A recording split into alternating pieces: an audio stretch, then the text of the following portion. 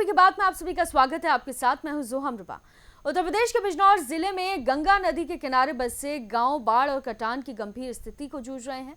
हालात का जायजा लेने के लिए पहुंचे राज्य सरकार के मंत्री कपिल देव अग्रवाल ने रावली बैराज स्थित तटबंध का निरीक्षण किया और अधिकारियों को तत्काल कार्रवाई के निर्देश दिए।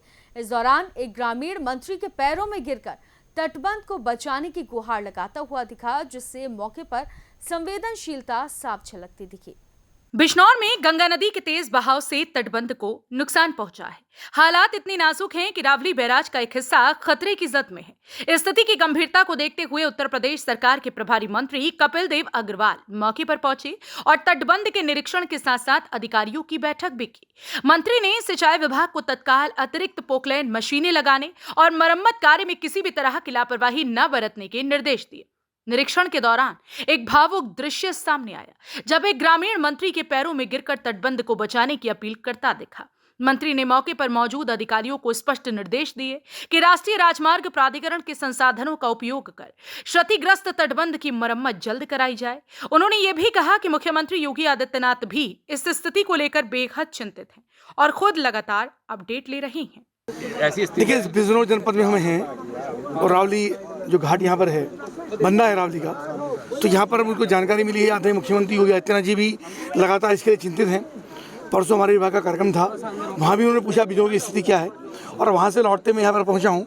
सुश्री मौसम हमारी सामान्य विधायक हैं, जिलाधिकारी हैं, सारे सिंचाई विभाग के अधिकारी हैं, सब लोग यहाँ पर पूरी जिम्मेदारी से अपना निर्वहन काम का कर रहे हैं।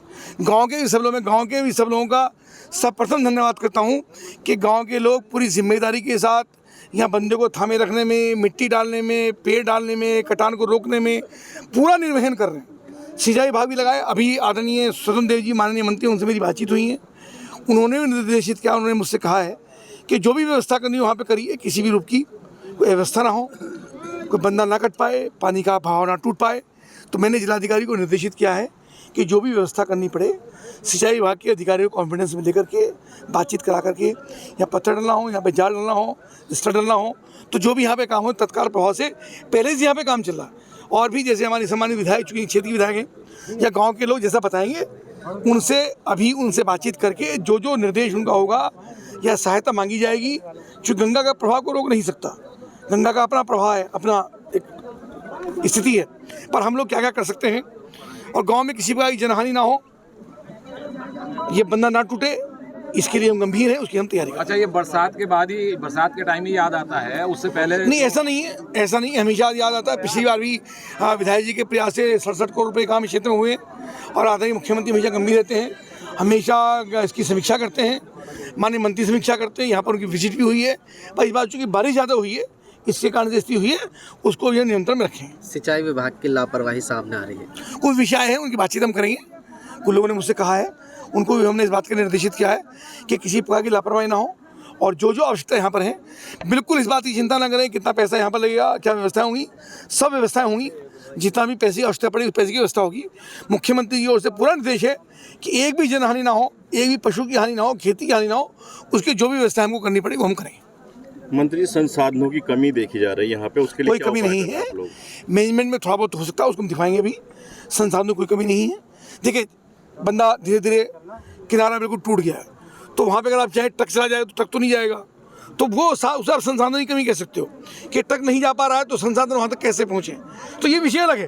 पर जो जो काम हो सकता है उस काम को हम करवा रहे हैं। समय रहते अगर इसे देखा जाता तो समय देखा गया है, ऐसा नहीं है, समय देखा गया। मेरी बातचीत हुई है जिलाधिकारी से, लगातार हमारी पहले ही बातचीत होती रही, उसके पीछे मेरे दौरे भी यहाँ पर हुए हैं।